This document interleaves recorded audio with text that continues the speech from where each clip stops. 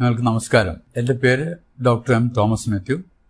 ഞാൻ കേരളത്തിലെ senior most നെഫ്രോളജിസ്റ്റാണ്. Medical കോളേജിൽ നിന്ന് റിട്ടയർ ചെയ്തതിന് ശേഷം ഇപ്പോൾ കോഴിക്കോട് ബേബി മെമ്മോറിയൽ ഹോസ്പിറ്റലിൽ വർക്ക് ചെയ്യുകയാണ്. നമുക്കറിയാം, പ്രമേഹം അഥവാ ഡയബറ്റിസ് കാലാകാലങ്ങളായി മനുഷ്യ ജീവിതത്തെ നിശബ്ദമായി കൊല്ലുന്ന ഒരു രോഗമാണ്. ക്രിസ്തുവിന് മുമ്പ് 1500 BC മുതൽ ഈ രോഗം അറിയപ്പെട്ടിരുന്നു. എന്നാൽ 19ാം നൂറ്റാണ്ടിന്റെ മധ്യത്തിലാണ് അതിനെപ്പറ്റി ആധികാരികമായ മനുഷ്യർ പഠിക്കുന്നതിനും ചികിത്സ ആരംഭിക്കുന്നതിനും സാധിച്ചിട്ടുള്ളത്. നാം അറിയേണ്ട ഒരു പ്രധാന കാര്യം, വർഷങ്ങളായി അറിയുന്ന ഒരു രോഗമാണെങ്കിലും അത് എങ്ങനെ കൺട്രോൾ ചെയ്യണമെന്നോ അതിനെ എങ്ങനെ തടുക്കണമെന്നോ അതിന്റെ പാർശ്വഫലങ്ങൾ വരാതെ എങ്ങനെ നോക്കണമെന്നോ ഇന്നും ജനങ്ങൾക്ക് അറിയില്ല. ഇതൊരു വിരോധാഭാസമാണ്. വളരെയധികം പഠനങ്ങൾ പ്രമേഹത്തെക്കുറിച്ചുണ്ടെങ്കിലും അതെങ്ങനെ കൺട്രോൾ ചെയ്യണമെന്ന് ഇന്നും രോഗികൾ അറിയാത്തൊരു സ്ഥിതിയിലാണ് നാം ഇരിക്കുന്നത്.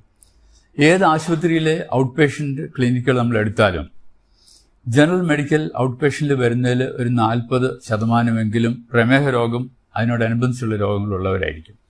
ഒരു സർജിക്കൽ സൈഡിലാണെങ്കിൽ അതിലും കാണാം 40-50%. അല്ല, ഇനി സ്പെഷ്യാലിറ്റി ക്ലിനിക്കിലാണെങ്കിലോ കാർഡിയോളജി, ന്യൂറോളജി അല്ലെങ്കിൽ നെഫ്രോളജിക്കാണെങ്കിൽ 60% രോഗികൾക്കും പ്രമേഹമായി ബന്ധപ്പെട്ട പ്രശ്നങ്ങളുമായിട്ടാണ് അവർ വരുന്നതെന്ന് നമ്മൾ കാണുന്നത്. ഇതെന്തുകൊണ്ടാണ് ഇത്രയും വിദ്യാഭ്യാസവും ഇത്രയും ലോകജ്ഞാനവും ഇത്രയും രോഗങ്ങളെപ്പറ്റിയുള്ള വിവരമുള്ളൊരു ജനതയ്ക്ക് ഇതെന്തുകൊണ്ടാണ് ഇങ്ങനെ സംഭവിക്കുന്നതെന്ന് നാം ആലോചിക്കാറുണ്ട്. അധികം പേരും പറയും, രോഗമൊന്നുമില്ല, ഇപ്പോൾ ഒരു തലവേദനയായി ഡോക്ടർ നോക്കിയപ്പം പ്രഷർ ഉണ്ടെന്ന് പറഞ്ഞു, പിന്നെ ടെസ്റ്റ് ചെയ്യുമ്പോൾ കിഡ്നിക്ക് കേടുണ്ടെന്ന് പറഞ്ഞു. അപ്പോൾ ഷുഗർ ഉണ്ടോ നിങ്ങൾക്ക്? ഷുഗർ ഇല്ല, പക്ഷെ പണ്ടൊക്കെ കുറച്ച് ബ്ലഡ് ഷുഗർ കുറച്ച് അധികമുണ്ട്, എന്തെങ്കിലും മരുന്ന് കഴിക്കണ്ടോ? മരുന്നൊന്നുമില്ല, ഭക്ഷണത്തിൽ കൺട്രോളാണ്. ഇവിടെ ഇതാണ് സ്ഥിതി. അവർ അഡ്മിറ്റ് ചെയ്ത് നോക്കുമ്പോൾ കാണാം ബ്ലഡ് ഷുഗർ 360, ബ്ലഡ് പ്രഷർ 160/100. അപ്പോൾ പറയും ഇതുവരെ പ്രശ്നമൊന്നും ഉണ്ടായിരുന്നില്ല, ആശുപത്രി വന്നതുകൊണ്ടാണ് രോഗം ഉണ്ടായെന്നാണ് ജനങ്ങൾ ധരിക്കുന്നത്. ഈ പ്രമേഹം എന്നുള്ള രോഗം ഒരുപക്ഷെ നമ്മൾ ജനിക്കുമ്പോൾ തന്നെ തുടങ്ങുന്ന ഒരു രോഗമാണ്.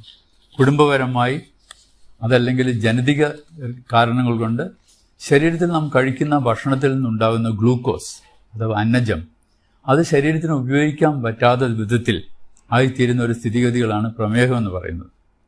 നമുക്കറിയാം 2 തരം പ്രമേഹമുണ്ട്, ടൈപ്പ് 1, ടൈപ്പ് 2. ടൈപ്പ് 1 പ്രമേഹം കുട്ടികളിലാണ് സാധാരണ ഉണ്ടാവുക. അവർക്ക് ഈ രക്തത്തിലെ ഷുഗറിനെ ഉപയോഗിക്കാൻ പറ്റാത്ത തരത്തിൽ ഇൻസുലിൻ ഉണ്ടാവുകയില്ല. ശരീരത്തിലെ ഇൻസുലിൻ്റെ അളവ് വളരെ കുറവായിരിക്കും. അതുകൊണ്ട് രക്തത്തിലെ ഷുഗർ ഇങ്ങനെ കൂടിക്കൂടി പ്രമേഹം എന്നുള്ള അവസ്ഥയിലേക്ക് വരും. അതേസമയം ടൈപ്പ് 2-ൽ അങ്ങനെയല്ല. അവർക്ക് ഇൻസുലിൻ ഉണ്ട്, പക്ഷേ ആ ഇൻസുലിൻ ശരീരത്തിലെ കോശങ്ങൾക്ക് ഉപയോഗിക്കാൻ വയ്യാത്തൊരു സ്ഥിതിയിലാണ് ഇരിക്കുന്നത്. അതാണ് ടൈപ്പ് 2. നമുക്ക് സാധാരണ കാണുന്ന പ്രായമായവരിൽ കാണുന്ന 90% ആളുകൾക്കും ടൈപ്പ് 2 പ്രമേഹമാണ്.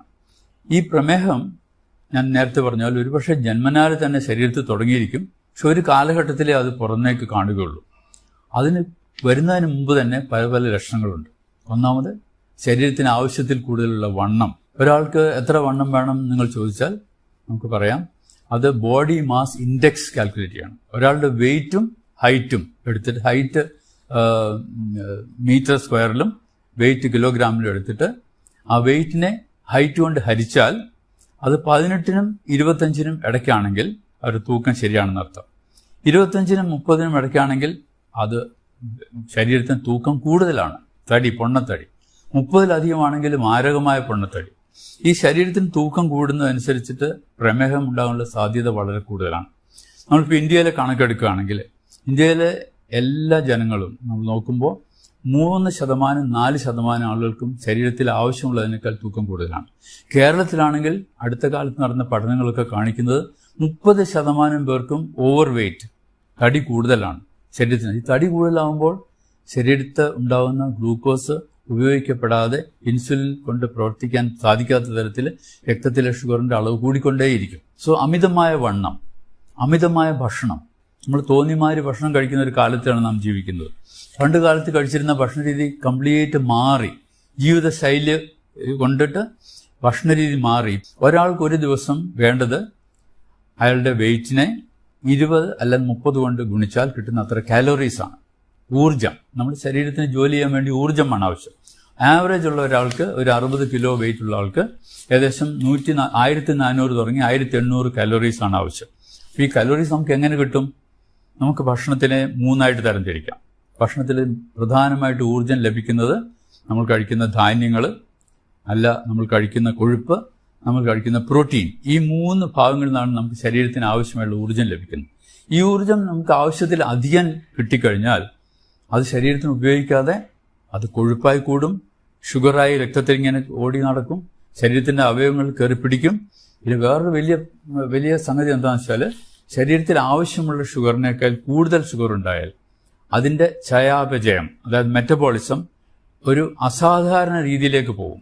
സാധാരണ ഷുഗർ മെറ്റബോളൈസ് ചെയ്യുന്നത് ശരീരത്തിന് ഊർജ്ജം ലഭിക്കാനാണ്. എന്നാൽ അധികമുള്ള ഷുഗർ, അതായത് അധികം നോക്കുമ്പോൾ നിങ്ങൾ ചോദിക്കുക എത്രയാണ് അധികം? അതായത് ഒരു ഫാസ്റ്റിംഗ് സ്റ്റേജിൽ ഒരാൾക്ക് ഷുഗർ വേണ്ടത് 100 മില്ലിഗ്രാമിൽ കുറവായിരിക്കണം. 80 തുടങ്ങി 100 ഫാസ്റ്റിങ്ങിൽ വേണ്ടത്. ഭക്ഷണം കഴിച്ച് 2 മണിക്കൂറിന് ശേഷം നോക്കുകയാണെങ്കിൽ അത് ഒരു 120-നും 140-നും ഇടയ്ക്കായിരിക്കും. അതിൽ കൂടുതലൊക്കെയാണ് അധികം ഷുഗർ എന്ന് പറയുന്നത്. അപ്പോൾ രക്തത്തിലെ ഷുഗർ അധികമായാൽ അത് ശരീരത്തിന് ഉപയോഗിക്കുന്നത് സ്വാഭാവികമായി ഉപയോഗിക്കുന്നതിന് പകരം അത് അബ്നോർമൽ പാത്വേയിൽ കൂടെ പോകും. 5 തരത്തിൽ ഈ ഗ്ലൂക്കോസ് മെറ്റബോളൈസ് ചെയ്തു പോകും. അത് ഈ 5 തരത്തിൽ പോകുന്ന മെറ്റബോളിസം ശരീരത്തിന് ഉപയോഗമില്ലാതെ ശരീരത്തിന് കേട് വരുത്തുന്ന രീതിയിലാണ് ആ മെറ്റബോളിസം നടത്തുന്നത്. അപ്പോൾ എന്ത് പറ്റും? ഈ ഷുഗർ ശരീരത്തിന് ഉപയോഗിക്കാതെ കൊഴുപ്പായി ലിവറിലേക്ക് പോയി അടിയും. ഫാറ്റി ലിവർ ഉണ്ടാവും. കൂടാതെ ഈ മെറ്റബോളിസം തെറ്റി വരുന്ന അസാധാരണമായുള്ള മെറ്റബോളിസം കൊണ്ടിട്ട് അതിലുണ്ടാകുന്ന ഘടകങ്ങൾ ശരീരത്തിലെ രക്തക്കുഴലിനെയും കോശങ്ങളെയും ഒക്കെ മാരകമായി അഫക്റ്റ് ചെയ്യും. അങ്ങനെ വലിയ രക്തക്കുഴലുകൾക്കും ചെറിയ രക്തക്കുഴലുകൾക്കും ഒക്കെ കേടുവന്ന് കാലക്രമേണ ആ ഒരു രോഗമായി മാറുകയാണ് ചെയ്യുന്നത്. ഈ ഷുഗർ കൂടിയുണ്ട്. ആവശ്യത്തിലധികം ഷുഗർ ശരീരത്തിലുണ്ടായാൽ അത് ശരീരത്തിന് ദോഷമാണ് എന്നുള്ള വാസ്തവം നമ്മളെപ്പോഴും അറിഞ്ഞിരിക്കും. ഷുഗർ കുറയ്ക്കുന്നത് ശരീരത്തിന് ആവശ്യമുള്ള ഊർജം കിട്ടാൻ വേണ്ടി മാത്രമുള്ള ഭക്ഷണം കഴിക്കുക. ഇപ്പോൾ ഒരു 1600 കാലറി വേണമെങ്കിൽ അത് ഒരു 3 തവണയായിട്ട് അത് ഡിവൈഡ് ചെയ്യണം. രാവിലെ ഒരു 350-400 കലോറി, രാത്രി അതുപോലെ 350-400 കലോറി, ഉച്ചയ്ക്ക് അതിന് ബാക്കിയുള്ള ഭക്ഷണം ക്രമീകരിക്കാൻ ലോക ആരോഗ്യ സംഘടനയും ഡയബറ്റിക് അസോസിയേഷനും ഒക്കെ കൂടി തീരുമാനിച്ചിരിക്കുന്ന ഒരു ഫുഡ് പ്ലേറ്റ് ഉണ്ട്. ആ ഫുഡ് പ്ലേറ്റ് എന്ന് പറഞ്ഞാൽ നമ്മൾ സാധാരണ ഒരു പ്ലേറ്റ് എടുത്താൽ അത് 4 നമ്മൾ ഡിവൈഡ് ചെയ്യണം, മാനസികമായി ഡിവൈഡ് ചെയ്യണം. അതിൻ്റെ പകുതി ഭാഗം പച്ചക്കറികൾ മാത്രമേ പാടുള്ളൂ. ആ പകുതി ഭാഗത്തിൽ അതിൻ്റെ പകുതി, അതായത് 1/4 ഭാഗം വേവിച്ച പച്ചക്കറികളും 1/4 ഭാഗം വേവിക്കാത്ത പച്ചക്കറികളും. അപ്പോൾ 1/2 ഭാഗം അങ്ങനെ പോയി. മറ്റേ 1/2 ഭാഗത്ത് അതിൻ്റെ 1/4 ഭാഗത്തിൽ പ്രോട്ടീൻ അടങ്ങിയ സംഗതികൾ, അത് ഒന്നിൽ പയറ്, കടല, പരിപ്പ്, അല്ലെങ്കിൽ മീനോ അല്ലെങ്കിൽ മുട്ടയോ അതല്ലെങ്കിൽ ഇറച്ചിയോ. അതിൻ്റെ മറ്റേ 1/4 ഭാഗത്ത് ധാന്യങ്ങൾ, അതായത് 1 കപ്പ് ചോറ് അല്ലെങ്കിൽ 1 ചപ്പാത്തി അല്ലെങ്കിൽ 1 ദോശ അല്ലെങ്കിൽ 2 ഇഡ്ഡലി. അപ്പോൾ ആ ഫുഡ് പ്ലേറ്റിൽ അടങ്ങുന്ന സാധനം മെജോറിറ്റി പച്ചക്കറികളാണ്. ഈ പച്ചക്കറികളിൽ കാലറീസ് വളരെ കുറവാണ്. 100 ഗ്രാം പച്ചക്കറിക്ക് 15 കാലറി ഉണ്ടാവുള്ളൂ. അതേസമയം 100 ഗ്രാം ചോറിന് 350 കാലറിയാണ്. 1 ചപ്പാത്തിക്ക് ഏകദേശം 100 കാലറിയാണ്. 1 ദോശയ്ക്ക് 100-150 കലോറി. ഒരു മസാല ദോശയാണെങ്കിലോ 250 കലോറിയാവും. അപ്പോൾ അത് നമ്മൾ അധികമായി കഴിക്കാതെ അതിന് പകരം കൂടുതൽ പച്ചക്കറികളും കുറച്ച് ധാന്യവും കുറച്ച് പ്രോട്ടീൻ അഥവാ മത്സ്യം അല്ലെങ്കിൽ മാംസം, പച്ചക്കറി കഴിക്കുന്നവർക്കാണെങ്കിൽ പയറ്, കടല, പരിപ്പ്, അങ്ങനെ ഫുഡ് പ്ലേറ്റ് നമ്മൾ 3 നേരത്തെ ഭക്ഷണം കഴിക്കുമ്പോൾ ആ പ്രിൻസിപ്പിൾ സ്വീകരിച്ചാൽ നമ്മുടെ ഷുഗർ കൂടാതിരിക്കും.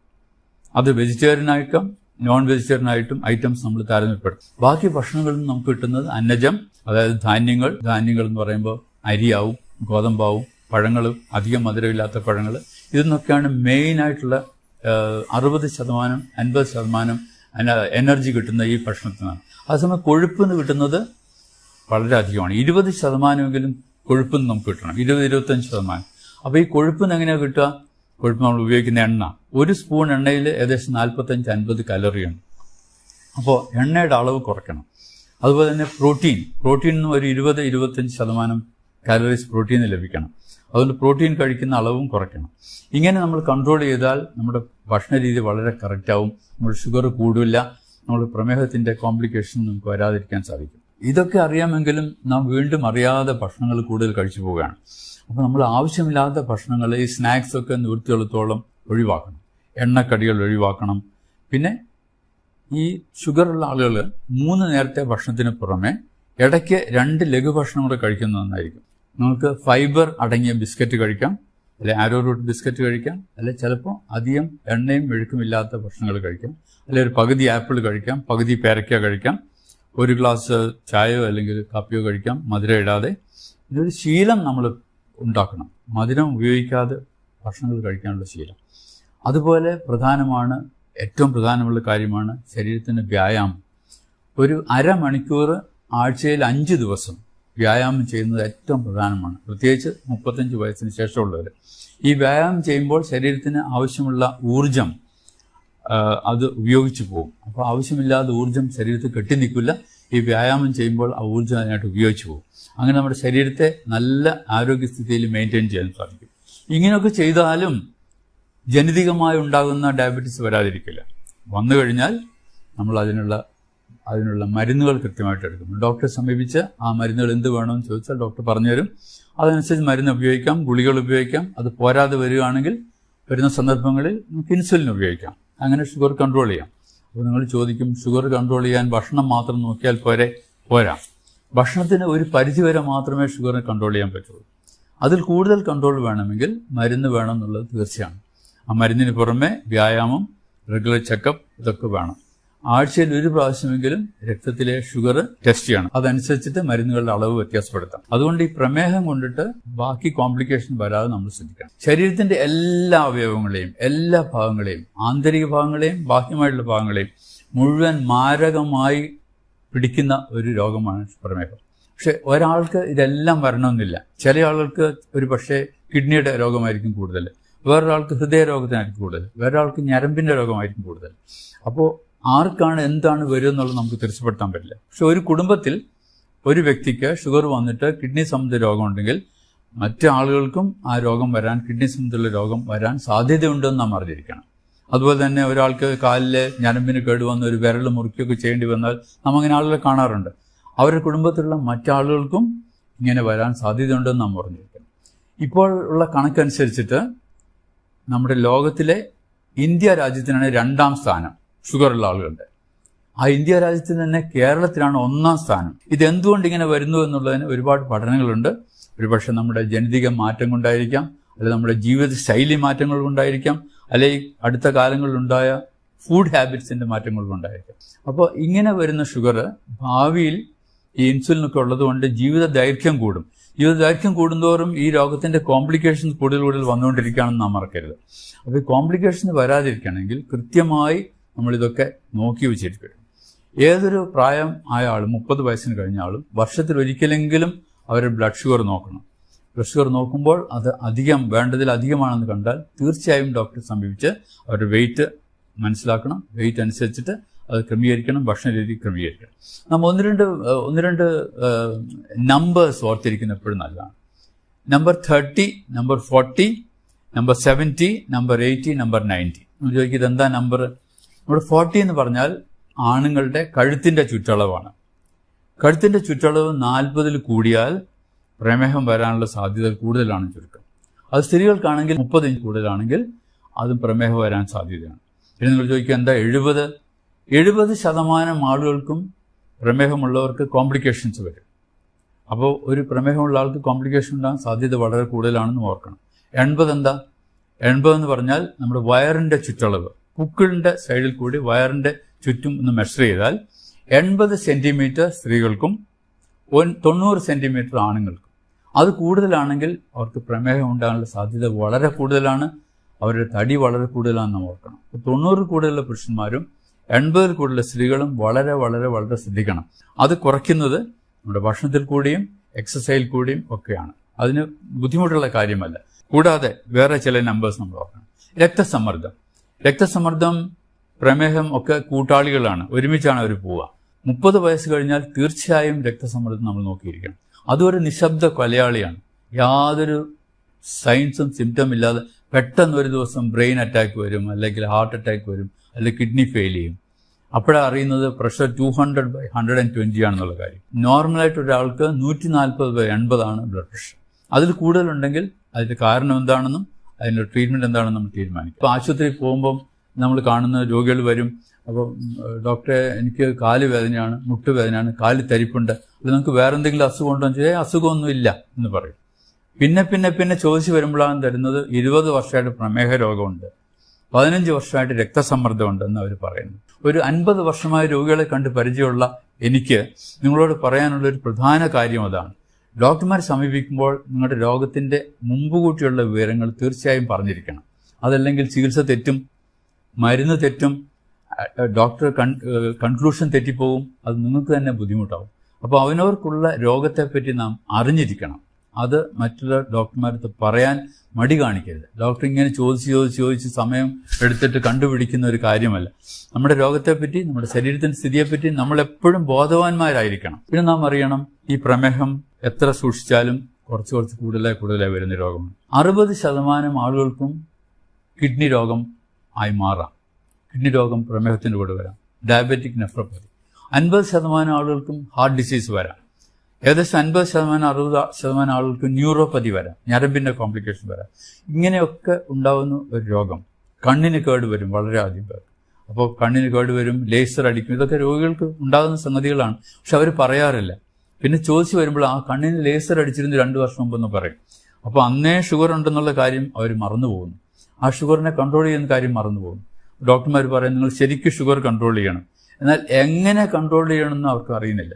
ഭക്ഷണത്തിൽ ക്രമീകരിക്കുക, എക്സസൈസ് ചെയ്യുക, വെയിറ്റ് കുറയ്ക്കുക, ഈ പ്രധാന കാര്യങ്ങളെല്ലാം നമ്മൾ സൂക്ഷിച്ചാൽ കൂടുതൽ കോംപ്ലിക്കേഷൻ ഇല്ലാതെ ഡയബറ്റീസിനോട് കൂടി ഒരു സുഗമമായ ജീവിതം നയിക്കാൻ സാധിക്കും.